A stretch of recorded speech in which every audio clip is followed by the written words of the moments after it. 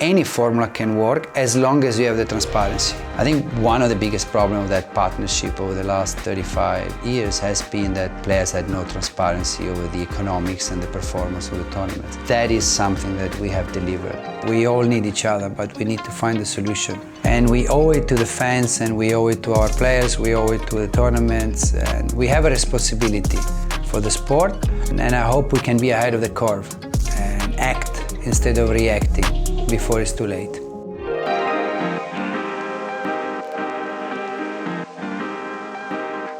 The ATP was born in 1972 as a players-only association, and around in 1990 the ATP Tour was formed. So players invited the tournaments into what is called today ATP Tour. And the governance, simply put, is a 50-50 partnership between players and tournaments. So we currently have 4 player representatives in the board, we have 4 tournament representatives, and myself, the chair of the board. Every big decisions at the ATP are made in a supermajority vote, which implies you have to have 2 votes from the players and 2 votes for the tournament. So overall, no big major decision at the ATP is taken without the consensus of both sides. Obviously, there are pros and cons of that. Both sides are extremely protected, but the counter to that is that, it requires both to be in agreement. And sometimes that does block the decision-making process in terms of timing. So a lot of the time I get criticism of this is a decision which is tournament-friendly, this one is player-friendly. As a matter of fact, I hear from both sides, hey, every decision is going, in favor of the tournaments. That's what I hear from the players. I hear the exact opposite argument from the tournament side. And look, that's the nature of our organization, that's how it is. It is very difficult, but the supermajority provides protection because you go through a process of consultation with the tournament and the player council. I started as a chairman in January 2020, and since then I've never casted the vote one way or the other, mostly because the strategic plan that I've presented required a supermajority vote for approval. So there is other type of less important decisions that require simple majority. In that case, the chair could be casting a vote, but has not been the case in the last 4 years.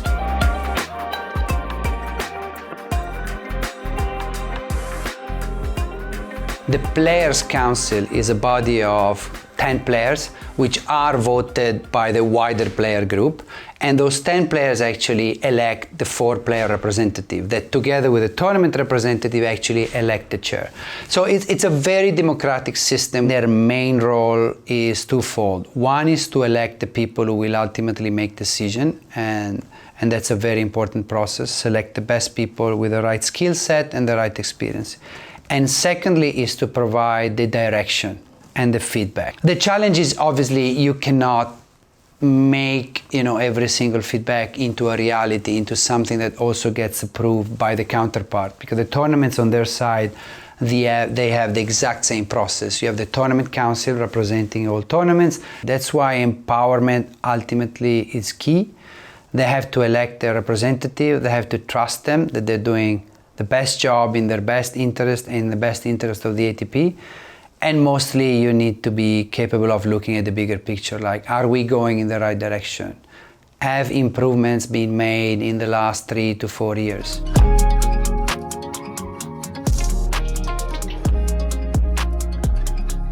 It's actually impressive how some of those players have committed their own time to these issues. And I've been very honest, as a player, I wasn't engaged at all. I hardly knew my representative in the council. I wasn't interested at all. That's on me, my bad.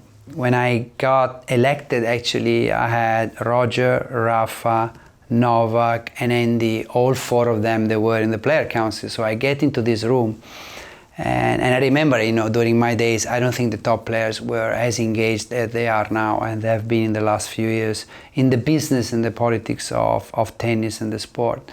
I just felt it was incredible, and especially during COVID, we had so many calls, long calls about debating what we should be doing. Should we go back? Should we not go back? The bubble and the prize money cuts, very, very difficult decisions. And to see those guys at that level, obviously, which they're already so accomplished, and they have accumulated wealth, and they could be doing other commitment with sponsors. So I have to say I have a lot of respect for that, respect for the guys like Novak, Roger, Rafa and Andy. They have committed their own time. Of course, it's also difficult, as I said before, for them sometimes to understand the other side, the tournament side, the business side, and to focus on the fans.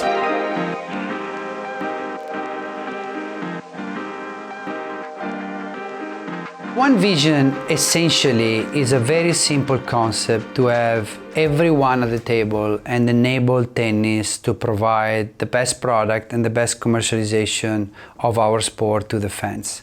Imagine a board where you have Grand Slams, Masters, 500, 250 on one side, and then we have all the players on the other side, both ATP and WTA. What we need is the ability for that product to be capable of adapting to the market and mostly to the fans' need.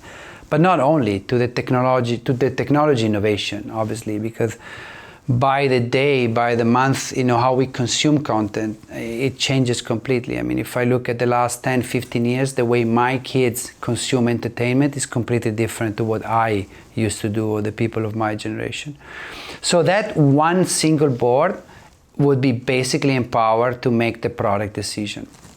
And then you need a commercial powerhouse, which we call Tennis Ventures, where you put all the central commercial rights.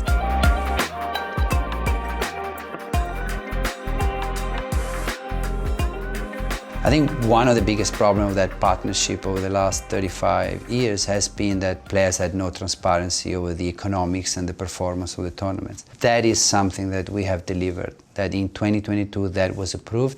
And now players have 50% of the profits of the Masters and full transparency. That, I think, is going to deliver massive benefits in the next 5, 10, 20, 30 years to the player group. And the next generations are definitely going to profit from that.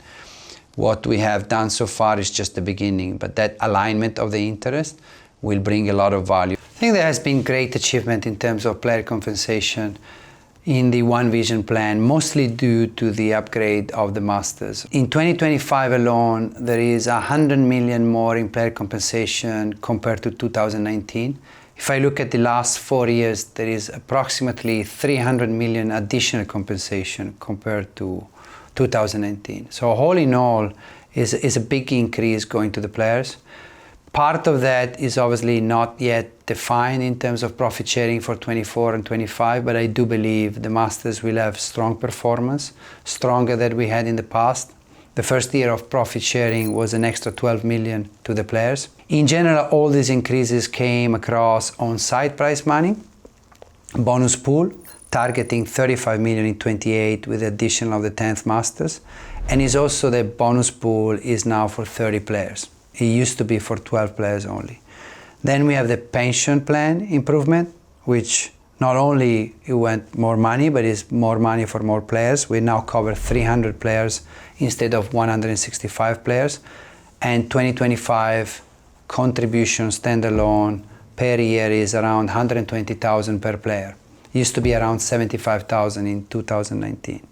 Then there is obviously the challengers. When I started, challengers prize money total was 11.5 million, is now at 28.5 million. That's also thanks to the data deal we've done and with a new go-to-market strategy in that area. It's a lot of improvements across all areas of player compensation, pension, challengers, on-site prize money, bonus pool, and profit sharing. I'm very proud of that. It's a total of around, in 2025, $260 million of player compensation coming from tours. I strongly wish and hope for one day potentially having the same formula for the players negotiated with the Grand Slam.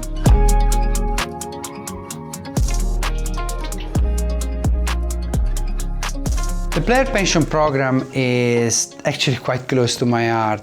I've been playing professionally on the tour for 13 years, so myself, I'm part of it.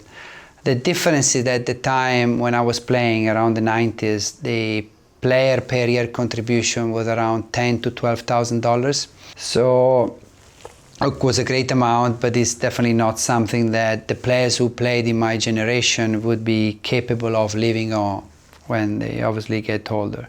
Nowadays, in 2025, the per player contribution per year is $120,000. And obviously career gets longer. So if you have contribution of 10, 15, and potentially even more years, I think players, when they retire, the older age, they can choose whether they get the money when they're 50 years old or 60 years old. They're going to get substantial money and be capable of living of that pension. I think, at least for me, it was always a good feeling to know that you obviously go through a very intense career. It's a lot of drain on your mind and your body. Also prevents you to get sometimes an education and try to have a career off the tournament. So we're going to continue to invest in that pension program. We actually have increased the number of players participating in that program. We went from 165 players to 300 players. So it's not only more money, but it's a wider group of players, more players.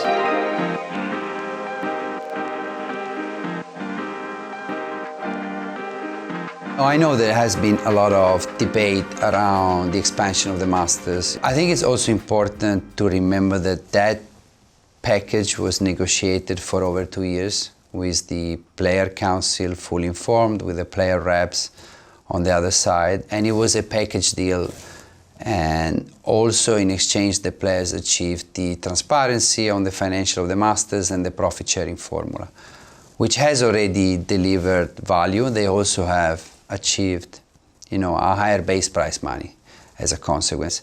So it does come with more commitment and more days on site, but definitely there has been a compensation for that. It's very important that obviously when we say, this revenues increase is coming from the extra days, obviously goes in the prize money formula, and it's a direct benefit back to the players because they will have 50% of the profit. And I do understand that from a player standpoint, you could feel like, but I spend more time on the road, I play more matches. Yes, technically you might end up playing 5 more matches per year because you have to do 1 extra match to get to the same draw. But also there is the counter argument in terms of job, because I always felt was unfair, and have been in that position a number of times, to be ranked 50 to 55, 60, you could be a top 100 player and not getting in the main draw in any of the Masters other than Indian Wells and Miami.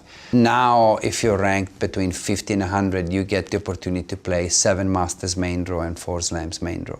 That also makes a big financial difference for those players.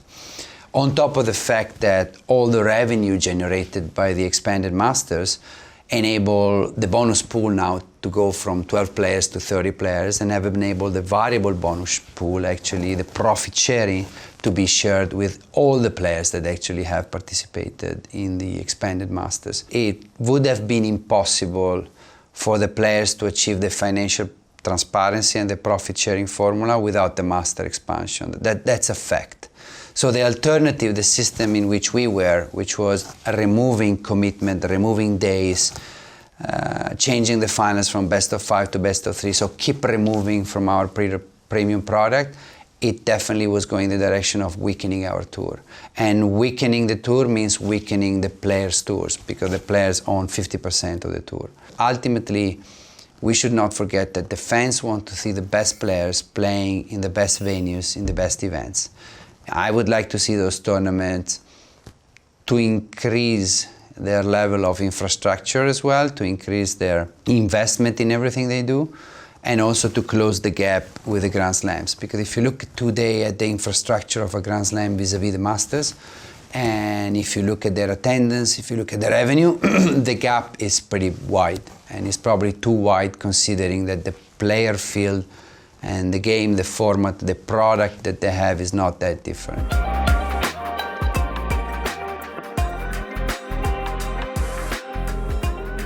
I generally think any formula can work as long as you have the transparency. We have 3 levels of audits: independent tournament auditor, prize money committee auditor, where the players have their own seat, and a player-only auditor. So once you have full visibility of the economics, then you can look into what is the best formula, also what is the simplest formula.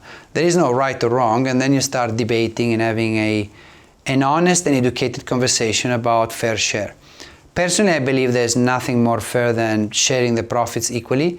That also gives the tournament the incentive to continue to invest in the infrastructure, which is needed to generate more revenue. So now you're looking at the number, you have an educated discussion, you have a formula which can be tweaked and fine-tuned over time, and it's going to be a healthy negotiation.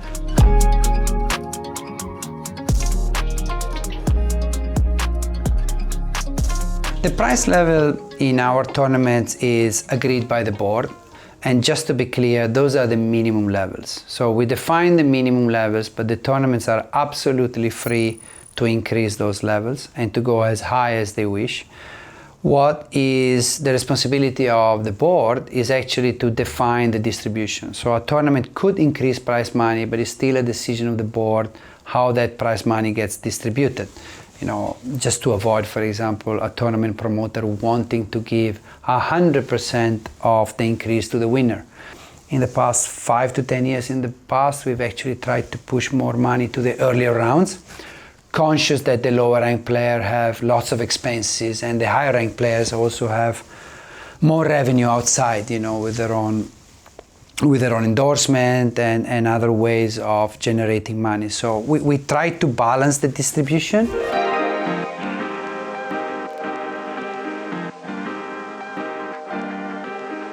You know, I've had 3 surgeries in the shoulders in my career, and often I've blamed the balls of one tournament or the other. And what we've tried to do recently, and we've achieved great success, is basically align the swings in a way that at least you had a limited number of swings and you would play with the same ball throughout that swings, leading, you know, clay leading into Roland Garros, hardcourt leading into US Open, grass leading into Wimbledon. So you limit the number of times that players have to change balls. I think we've done very well at that. It's been difficult because, as you can imagine, each tournament had separate commercial agreements with the ball manufacturer, and it was a pretty big debate we had at the board level, and we were successful. But it's the typical case where, you know, there is definitely a reaction, there is definitely an ask from the player side, and we are reacting and we're trying to bring action to it. It doesn't come as fast as players want. I know that. I felt that a lot of time. I have an issue with the ball and I want it fixed next week. That unfortunately is very difficult because you need to change agreements. There is commercial commitment. Sometimes the agreements are 2-3 years. So it takes time, but it's high in the priority and we've heard the message loud and clear. And believe me, I've felt it on my body. 3 shoulder injuries due to sometimes bad quality of balls. I have a lot of sympathy for that.